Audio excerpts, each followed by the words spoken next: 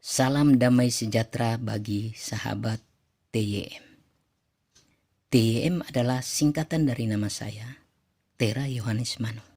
Sahabat TYM dan siapa saja boleh belajar bahasa Ibrani yang dipakai untuk menulis Alkitab Perjanjian Lama. Dan tentu saja bukan untuk dipakai dalam percakapan di zaman now, karena bahasa Ibrani zaman now telah mengalami perkembangan. Berarti tidak ada gunanya? Oh, jelas ada gunanya di segala zaman, yaitu dipakai dalam meneliti teks Alkitab untuk memahami makna yang tersurat atau tersirat dalam setiap kata atau kalimat.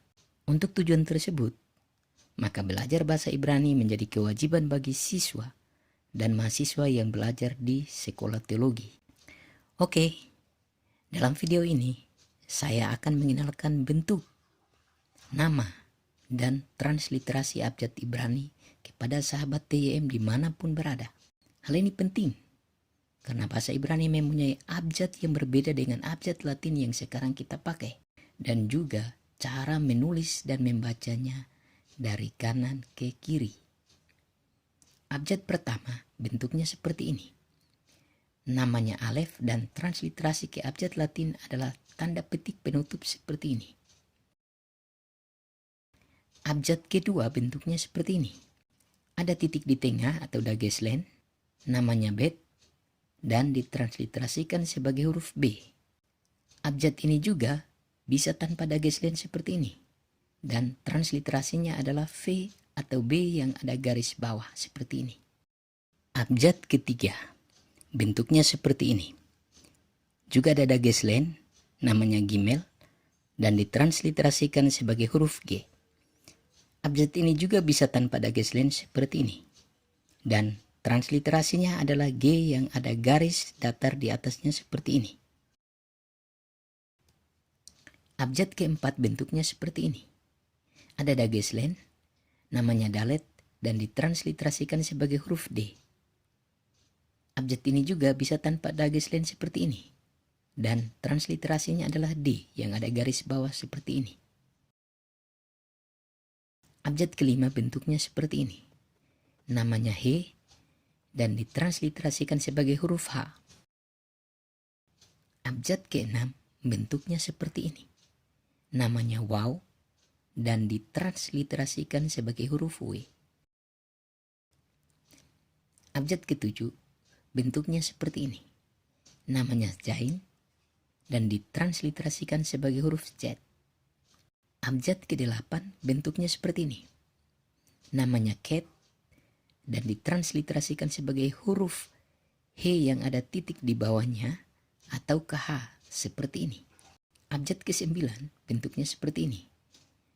Namanya Tet, dan ditransliterasikan sebagai huruf T yang ada titik di bawahnya seperti ini.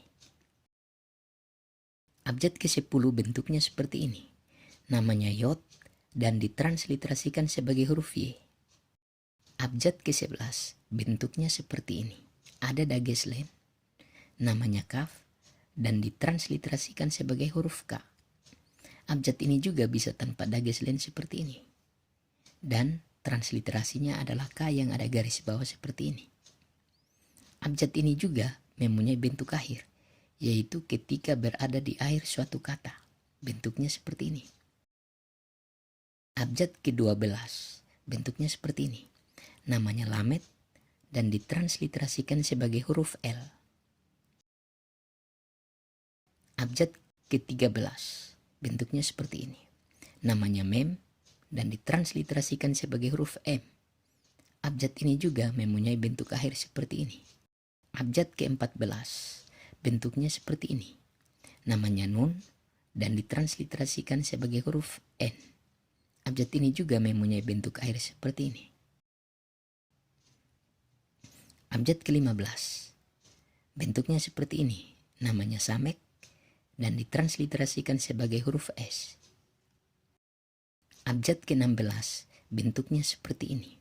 Namanya Ain, dan transliterasi ke abjad Latin adalah tanda petik pembuka seperti ini. Abjad ke-17 bentuknya seperti ini. Ada dageslen, namanya P, dan ditransliterasikan sebagai huruf P. Abjad ini juga bisa tanpa dageslen seperti ini. Dan transliterasinya adalah huruf F atau P yang ada garis datar di atasnya seperti ini. Abjad ini juga mempunyai bentuk akhir seperti ini. Abjad ke-18 bentuknya seperti ini. Namanya tsade dan ditransliterasikan sebagai huruf S yang ada titik di bawahnya atau TS seperti ini. Abjad ini juga mempunyai bentuk akhir seperti ini. Abjad ke-19 bentuknya seperti ini. Namanya kof dan ditransliterasikan sebagai huruf Q. Abjad ke-20 bentuknya seperti ini. Namanya res dan ditransliterasikan sebagai huruf R. Abjad ke-21 sebenarnya ada 2, tapi dihitung satu abjad karena dianggap sama. Bentuk yang pertama seperti ini. Namanya sin dan ditransliterasikan sebagai huruf S yang ada aksen di atasnya seperti ini. Bentuk yang kedua seperti ini. Namanya juga sin, tapi huruf S diikuti oleh huruf H atau Y dan ditransliterasikan sebagai huruf S yang ada aksen di atasnya seperti ini. Abjad ke-22 atau yang terakhir bentuknya seperti ini. Ada dageslen, namanya tau, dan ditransliterasikan sebagai huruf T. Abjad ini juga bisa tanpa dageslen seperti ini. Dan transliterasinya adalah T yang ada garis bawah seperti ini. Dari 22 abjad Ibrani tersebut, ada 6 abjad yang memakai dageslen, yaitu Bet, Gimel, Dalet, Kaf, P, dan Tau, disingkat Begat Kapet. Selain itu, ada 5 abjad yang mempunyai bentuk akhir, yaitu Kaf, Mem, Nun, P, dan Sade, disingkat Kamnupets. Sahabat TYM, setelah mengenal bentuk, nama, dan transliterasi abjad Ibrani, tentu tidak mudah untuk mengingat dan menulis menggunakan abjad tersebut. Tapi jangan khawatir, karena sebagai sahabat TYM akan membagikan tutorial cara gampang menghafal abjad Ibrani dan cara menulis abjad Ibrani dengan tangan atau dengan keyboard di komputer atau di laptop. Karena itu, sebagai tanda persahabatan dengan TYM, silahkan klik tanda like ini dan subscribe, serta jangan lupa bunyikan tanda lonceng ini supaya tidak ketinggalan materi berikutnya. Terima kasih. Sampai jumpa.